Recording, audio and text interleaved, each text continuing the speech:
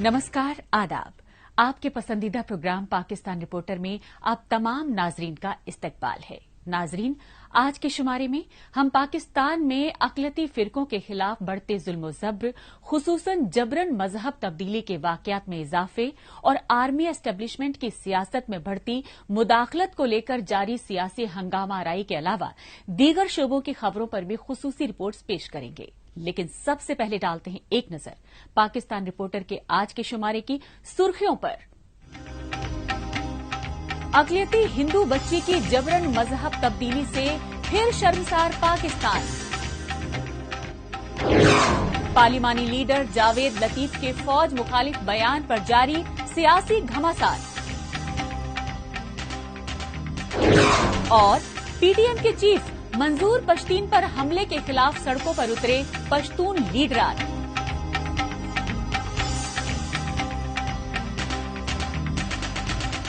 सबसे पहले रुख करते हैं पाकिस्तान के सिंध सूबे के कशमोर जिले का और जायजा लेते हैं अक़लियती हिंदू फिरके की नाबालिग लड़कियों की जबरन मजहब तब्दीली के बढ़ते वाकयात का।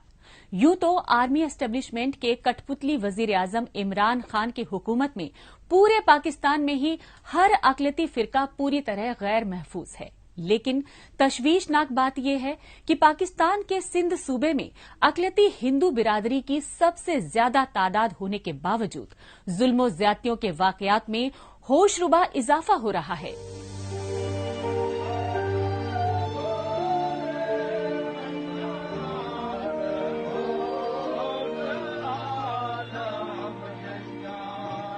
खुफिया तौर पर ली गई ये वीडियो है पाकिस्तान में अक़लियती हिंदू खानदान की मासूम लड़की कविता बाई के जबरन मजहब तब्दीली रस्म की। शिद्दत पसंद मुल्ला मौलवियों की भीड़ में घिरी डरी सहमी 13 बरस की हिंदू बच्ची कविता से जबरन मजहब तब्दील कराए जाने का ये वाकया पाकिस्तान के सिंध सूबे के कशमोर जिले में पेश आया। सिंध सूबे के कशमोर जिले में रिहाइश पजीर अक़लियती हिंदू खानदान की कविता को पहले मकामी मुसलमान ने असलहे के जोर पर अगवा किया और फिर उसे जबरन निकाह और मजहब तब्दील करने पर मजबूर किया। इस इंसानियत सोज वाक़े को लेकर खुद पाकिस्तान में वजीर आजम इमरान खान की हुक्मरान जमात पीटीआई से ताल्लुक रखने वाले हिंदू लीडर रमेश कुमार वंकवानी तक ने गहरी तशवीश जाहिर की। कविता जिसकी बहुत बात की जा रही है और वो भरचुंडी वाले ने की है, मियां मिठा ने नहीं की है, और आप उसके ऊपर एक्शन देखेंगे कि हो नहीं सकता कि 13-14 साल की बच्चों को इस तरीके से बीच में बिठा के हथकंडे बुला के और जो है वो कन्वर्ट किया जाए। सोशल मीडिया के जरिए हर तरफ फैली इस खबर की वजह से कविता बाजियाब तो हो गई, लेकिन शिद्दत पसंदों के दबाव और हौलनाक गैर इंसानी अजियतों से डरी सहमी कविता को उम्मे हिना बनाकर मर्जी से इस्लाम कबूल करने और अगवाकार के साथ मर्जी से निकाह का एतराफ करने पर मजबूर किया गया। दूसरी तरफ कविता के मुतासरा हिंदू खानदान की जानिब से पुलिस में मामला दर्ज कराए जाने से आग बबूला। मकामी मौलवी के भड़कावे में भीड़ ने कविता के घर को ही आग लगा दी। इस नाइंसाफी और जुल्म ज्यादती ने अक़लियती हिंदू बिरादरी को सड़कों पर उतरने पर मजबूर कर दिया।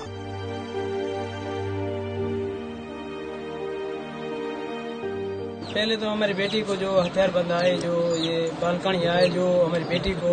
कार पे थे, तो जो हथियार हम पे डाल के, हमारे जो सक्के वाले थे वो भी हमारे घर में साथ में थे, जो हथियार डाल के हमारी बेटी उठाकर ले गए, चले गए। पाकिस्तान के सिंध सूबे में अक़लियती फिरकों खुसूसन हिंदू खानदानों की नाबालिग लड़कियों को अगवा बराए निकाह के जरिए जबरन मजहब तब्दील कराने में कई दीनी मदारिस सरगर्म हैं। इन नाम निहाद दीनी मदरसों में हर साल सैकड़ों की तादाद में हिंदू लड़कियों और खवातीन को अगवा करके जबरन मजहब तब्दील करने पर मजबूर किया जाता है। लेकिन पाकिस्तान में फिरका वाराना और दहशत गर्दाना कुव्वतों को जारी हुकूमती और सियासी पुश्त पनाही के दस्तूर और मीडिया कवरेज पर पाबंदी की वजह से ऐसे वाकयात रोज का मामूल बनते जा रहे हैं।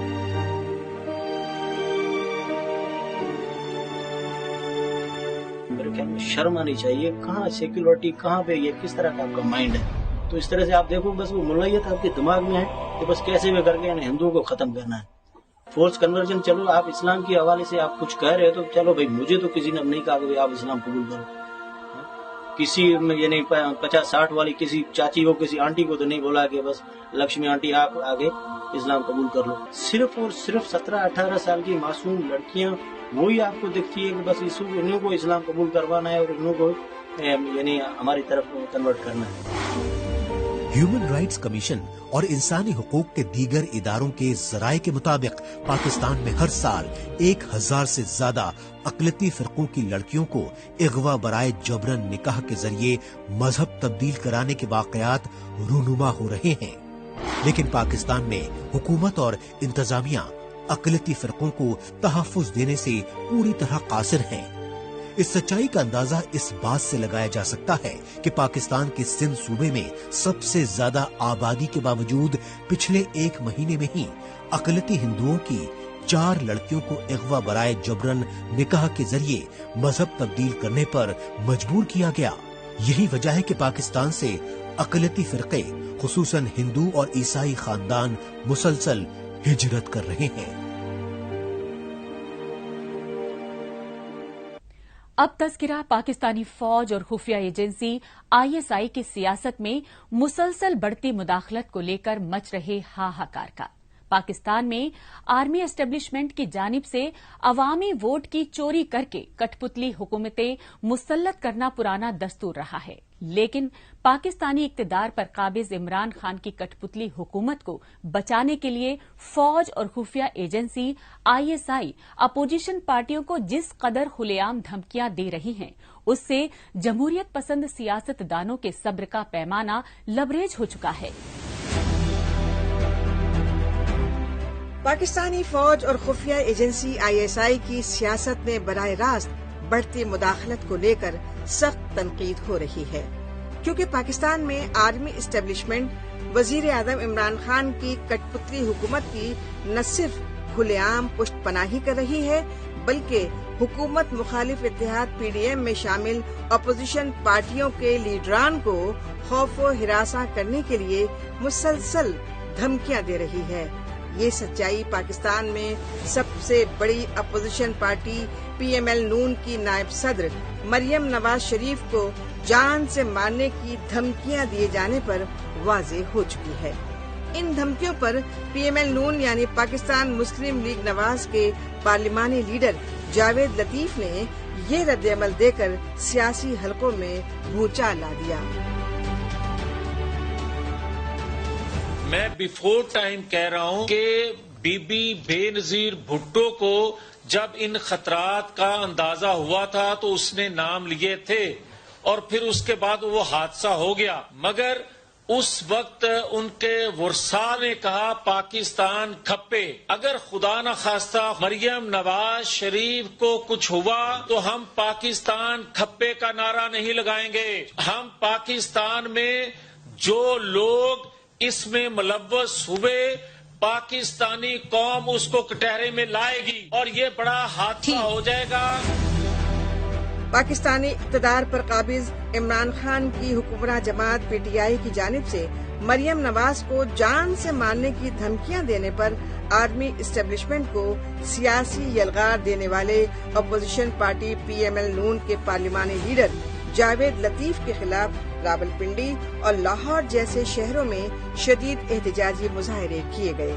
اور PTI کے کارکنوں نے جاوید لطیف سے پاکستانی قوم سے معافی مانگنے کا مطالبہ کیا، لیکن جاوید لطیف نے معافی مانگنے سے صاف انکار کر دیا. آپ کے آباء و اجداد نے اس پاکستان کے لیے قربانیاں نہیں دی جہاں بے نظیر بھٹو کو ٹھوک دیا جائے، جہاں اکبر بگٹی کو ٹھوک دیا جائے، جہاں ذوالفقار علی بھٹو کو ٹھوک دیا جائے اور جہاں مریم نواز شریف کو دھمکی دی جائے. یہ زمینی سچائی ہے کہ پاکستان میں فوجی تاناشاہ پرویز مشرف کے دور حکومت میں ذوالفقار علی بھٹو کی بیٹی اور پہلی خاتون وزیر اعظم بے نظیر بھٹو کو دسمبر 2007 میں دہشت گردانہ حملے میں شہید کر دیا گیا اور اس سے پہلے بلوچستان میں آزادی کی تحریک کے رہنما نواب اکبر خان بگٹی کو امن مذاکرات کی آڑ میں پاکستانی فوج نے دھوکے سے قتل کر کے ان کی میت کو تالا بند صندوق میں دفن کر دیا تھا۔ تاہم پاکستان میں عمران خان حکومت کے وفاقی وزراء اور مشیر، opposition party P M L نون کے پارلیمانی لیڈر جاوید لطیف اور سابق وزیر اعظم نواز شریف کے خلاف توہین آمیز بیان بازی کرتے رہے اور پی ٹی آئی کے ایک لیڈر نے جاوید لطیف کے خلاف لاہور میں غداری کا مقدمہ تک دائر کروا دیا ہے۔ مجھے پی ٹی آئی کے سابق کونسلر سے سرٹیفکیٹ لینے کی ضرورت ہے تو جرت کرو، حکومت وقت خود مدعی بنے، پھر میں سب کچھ بتاؤں گا کہ کون غدار ہے اور کون محب وطن ہے۔ پاکستان کے سابق وزیر اعظم نواز شریف تک اپنی بیٹی مریم نواز کو جان سے مارنے کی دھمکیاں دیے جانے کی پرزور مذمت کر چکے ہیں اور مریم نواز کو نقصان پہنچنے پر وزیر اعظم عمران خان کے علاوہ پاکستانی فوج کے چیف جنرل قمر جاوید باجوہ اور خفیہ ایجنسی ISI کے ڈائریکٹر جنرل فیض حمید کو سیدھے طور پر ذمہ دار ٹھہرا چکے ہیں۔ دوسری طرف سیاسی تجزیہ کار بھی یہی مانتے ہیں کہ پاکستان میں 73 سال کی سیاسی تاریخ میں اس قدر کھلے عام دھاندلیاں پہلے نہیں ہوئیں جیسی عمران خان حکومت میں بائی الیکشنز اور سینٹ انتخابات میں کی گئیں۔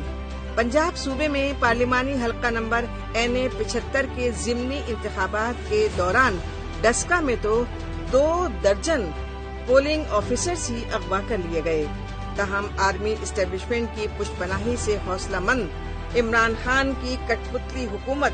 چوری اور سینہ زوری کر رہی ہے اور اپوزیشن جماعتوں کے خلاف توہین آمیز سلوک کے ذریعے پاکستان میں سیاسی عدم استحکام کو بڑھاوا دینے کی سازشیں کر رہی ہے تاکہ پاکستان میں مارشل لا اور فوجی آمریت کی راہیں ہموار ہو سکیں۔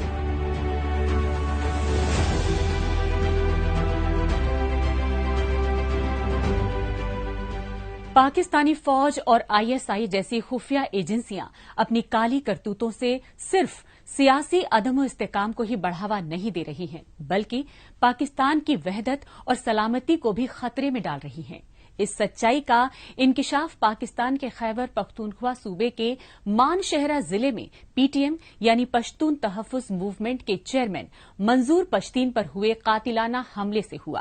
اس کی سب سے بڑی وجہ PTM کے سیاسی رہنما اور قبائلی پشتونوں کا اپنے آبائی علاقوں میں طالبان، القاعدہ اور داعش جیسی خطرناک دہشت گرد تنظیموں کی پشت پناہی کی ریاستی پالیسی کی پرزور مخالفت کرنا رہا ہے۔ پاکستانی فوج اور خفیہ ایجنسی ISI کے پالے ہوئے دہشت گردوں اور ریاستی ظلم زیادتی کے خلاف آواز اٹھانے والے افراد بالکل غیر محفوظ ہیں۔ یہ سچائی خیبر پختونخوا صوبے کے مان شہرہ ضلع میں PTM یعنی پشتون تحفظ موومنٹ کے چیئرمین منظور پشتین پر ہوئے حالیہ حملے سے سامنے آئی۔ PTM کے چیئرمین منظور پشتین پر مان شہرہ میں یہ حملہ ایک ٹول پلازا کے پاس اس وقت کیا گیا جب وہ پختونخوا ملی عوامی پارٹی کے لیڈر عثمان کاکڑ اور چند سیاسی کارکنوں کے ہمراہ ایک جلسے سے خطاب کر کے اسلام آباد لوٹ رہے تھے۔ منظور پشتین کی گاڑی پر پتھر اور انڈے پھینکنے کے علاوہ فائرنگ بھی کی گئی۔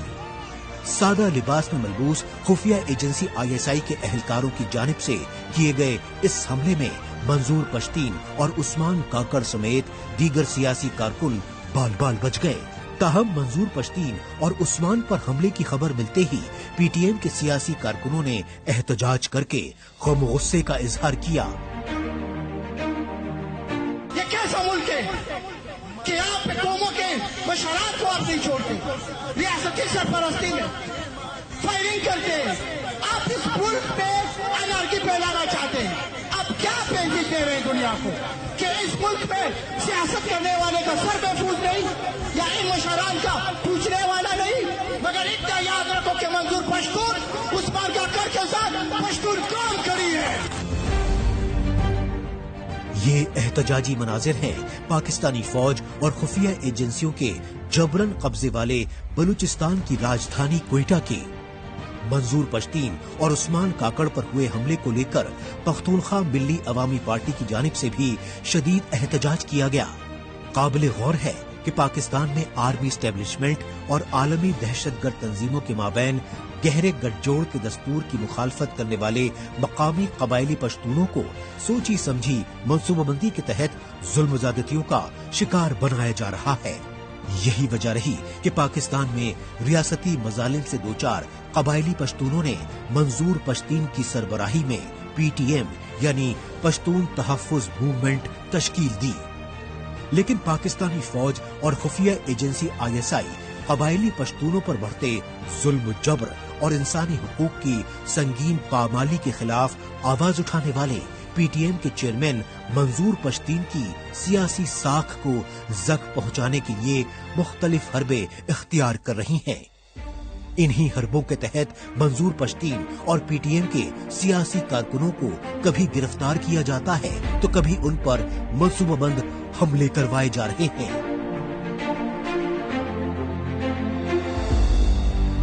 ان کی تحریک وہ یہاں اس ملک میں جمہور کی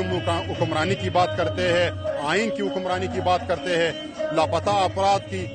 بازیابی کی بات کرتے ہیں، قوموں کی حقوق کی بات کرتے ہیں، اور اسی طرح عثمان خان کاکڑ جنہوں نے 6 سال سینٹ میں جس طرح نمائندگی کی، جمہوریت کے لیے آواز اٹھایا، محکوم قوموں کے لیے آواز اٹھایا، اپنے حقوق کے لیے آواز اٹھایا، تو یہ ریاست وہی پرانی ان کا طریقہ ہے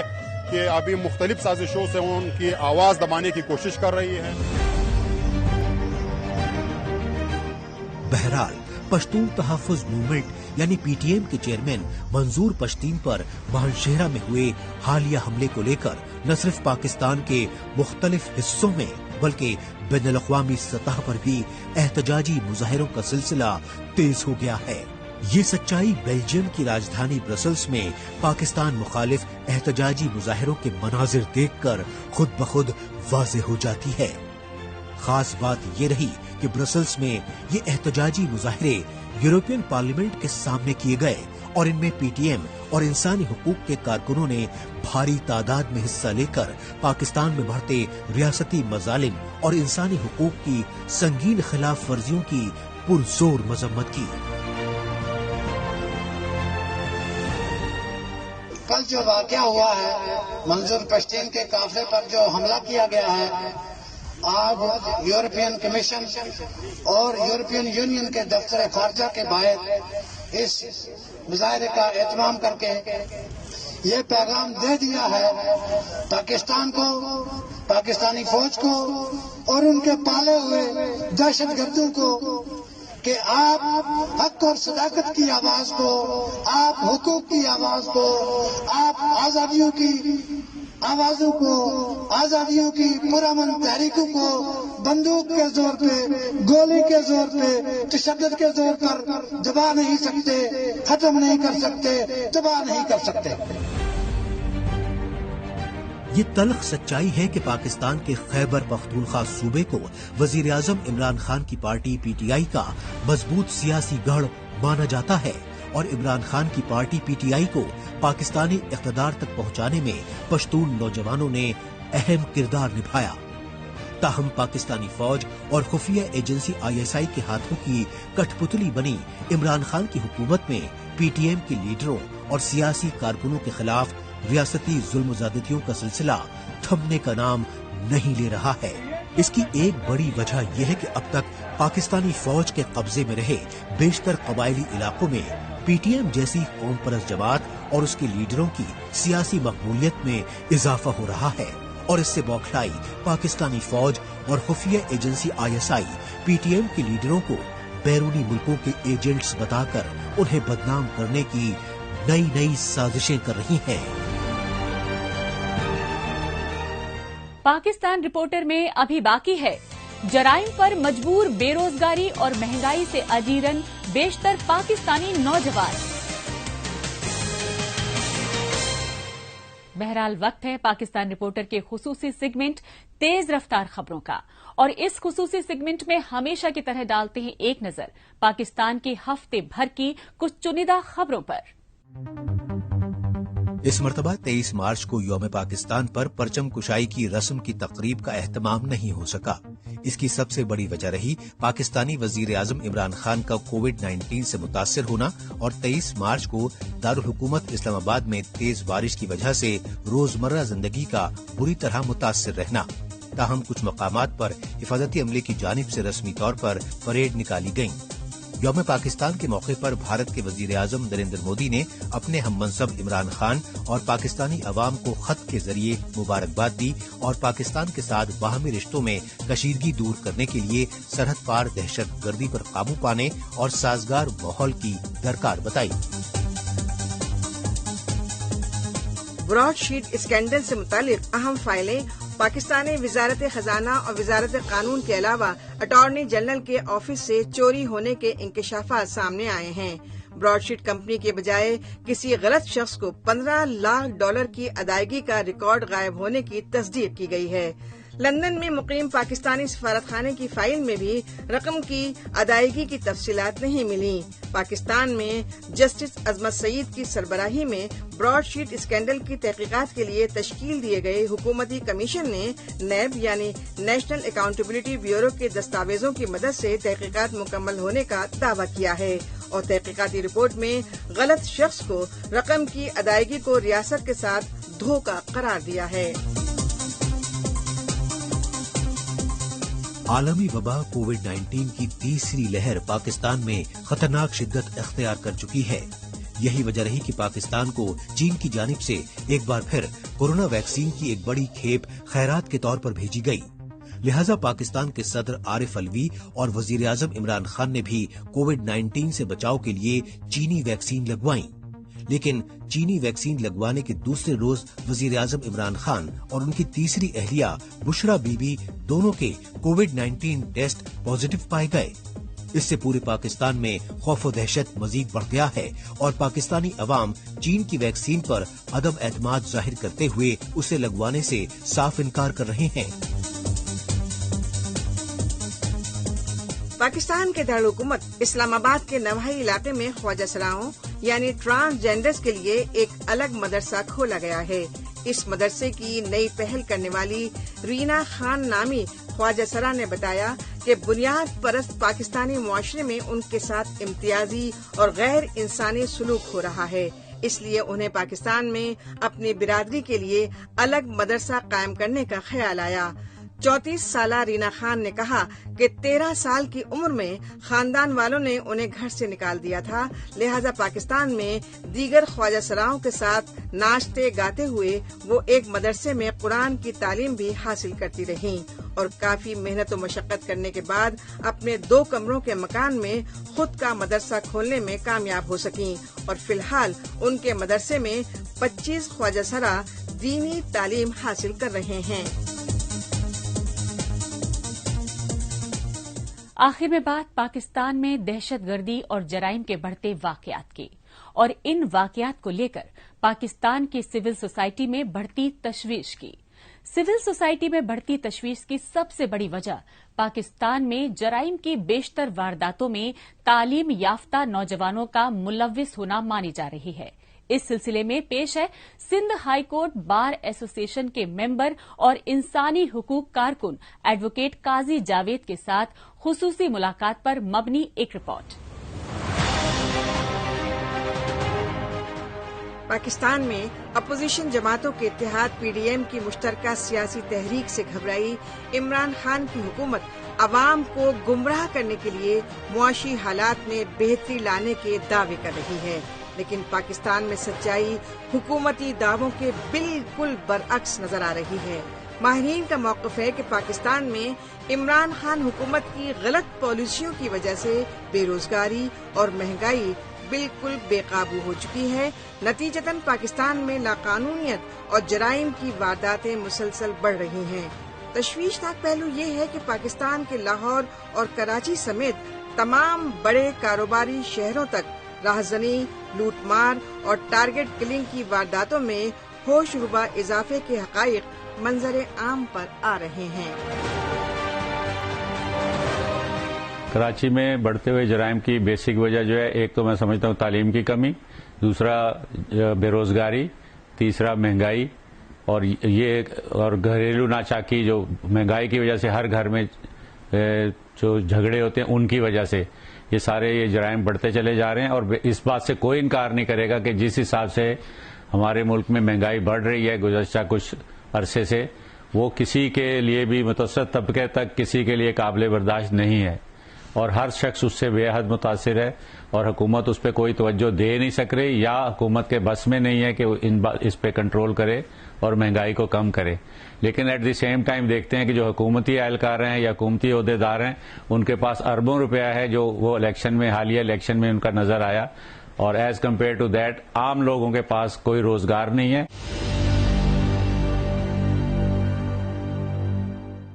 بیسک چیز تو بے روزگاری ہی ہے یہ ان جرائم میں اضافے کی، کیونکہ ہر آدمی جو جوان لڑکا ہے کوئی مثال کے طور پہ اس کو اپنی ضروریات بھی ہوتی ہیں، اس کو کوئی فیملی سپورٹ بھی اس نے دینی ہوتی ہے، بہن بھائی ماں باپ، اور اس کے پاس کوئی ملازمت نہیں ہوتی، کوئی کاروبار نہیں ہوتا، اس کے پاس سرمایہ نہیں ہوتا، تو اس کے پاس اور کوئی چارہ نہیں سوائے اس کے کہ وہ جرائم میں ملوث ہو اور موبائل چھینے یا چوری چکاری کرے یا ڈکیتی مارے.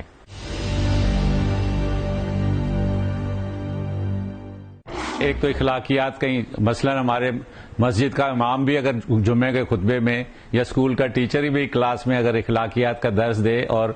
جرم اور نیکی کے درمیان میں اور حرام اور حلال کے درمیان میں تفریق سمجھائے بچوں کو، تو شاید نئے جرائم پیشہ لوگ نہیں بڑھیں. لیکن موجودہ لوگوں کے جرائم کم کرنے کے لیے ضروری ہے کہ روزگار کے مواقع فراہم کیے جائیں اور مہنگائی کو کم کیا جائے.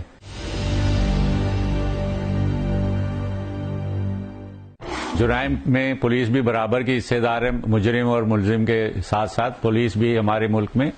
جرائم کے اندر بہت ملوث ہے. اور جب بھی کوئی جرم دیکھیں تو اس میں بیسک کہیں نہ کہیں مثلا زمینوں پہ قبضے یا کسی آدمی کو پکڑ لینا بلا وجہ اور اس سے پیسے نکالنا، اور اس کی مثالیں آئے دن ہمیں روڈ پہ نظر آتی ہیں کہ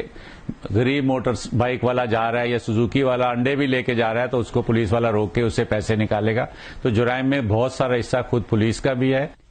یہ تھے انسانی حقوق کارکن ایڈوکیٹ قاضی جاوید، جو پاکستانی نوجوانوں کے جرائم میں ملوث ہونے کی وجوہات پر روشنی ڈال رہے تھے. بہرحال اس کے ساتھ ہی پاکستان رپورٹر کا آج کا شمارہ یہیں اختتام پذیر ہوتا ہے. پاکستان رپورٹر کے نئے شمارے میں نئی خبروں کے ساتھ اگلے ہفتے اسی روز اسی وقت پھر ہوگی ملاقات. تب تک کے لیے نمسکار، خدا حافظ.